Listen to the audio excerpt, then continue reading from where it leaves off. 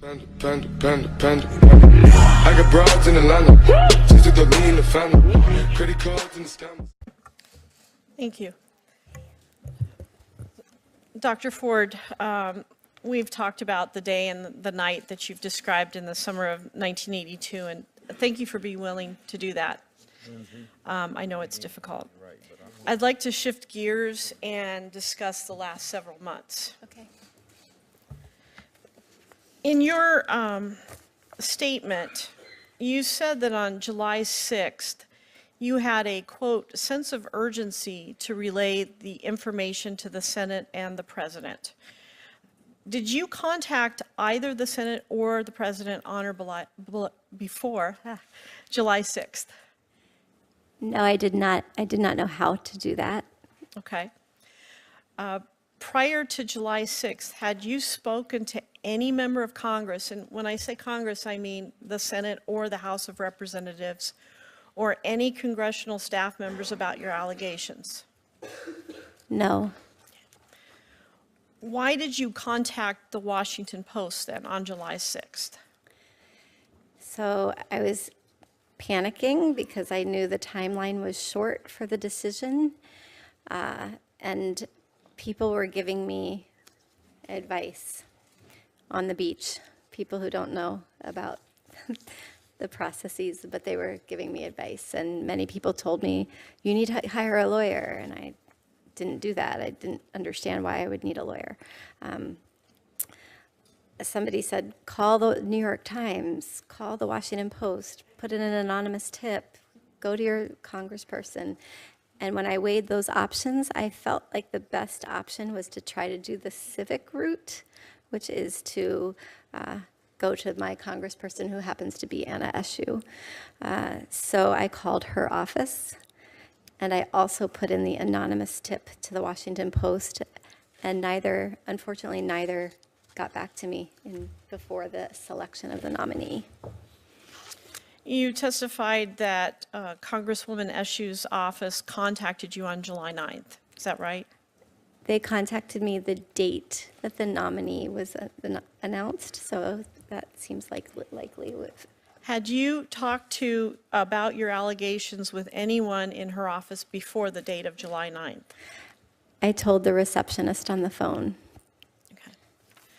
On July 10th, you texted the Washington Post again, which was really the third time, is that right? Second date, third time. Let's see. 1 moment.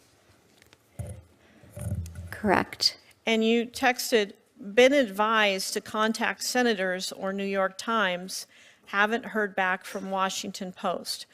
Who advised you to contact senators or the New York Times? Beach friends, Okay. coming up with ideas of how I could try to get to people, because people weren't responding to me very quickly. So very quickly they responded to that text for what unknown reason. That once I sent that encrypted text, they responded very quickly.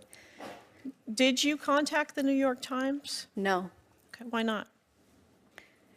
I wasn't interested in pursuing the media route particularly, so I felt like one was enough, the Washington Post, and I was nervous about doing that.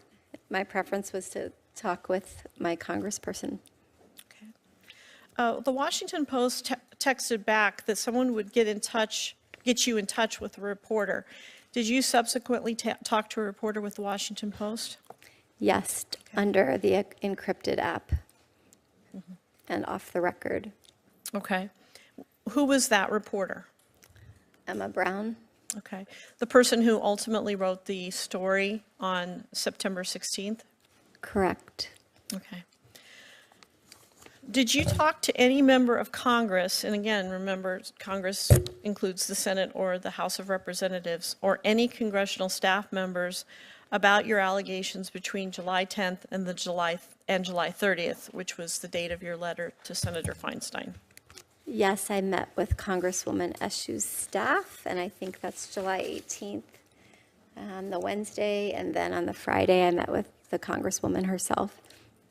Okay. When you met with her, did you meet with her alone, or did someone come with you?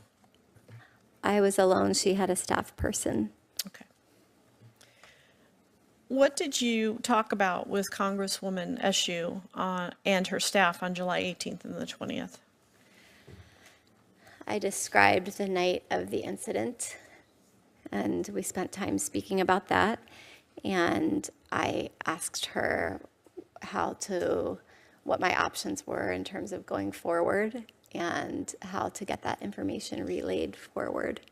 And also talked to her about fears of whether this was confidential information, and she discussed the constituent confidentiality principle. Thank you.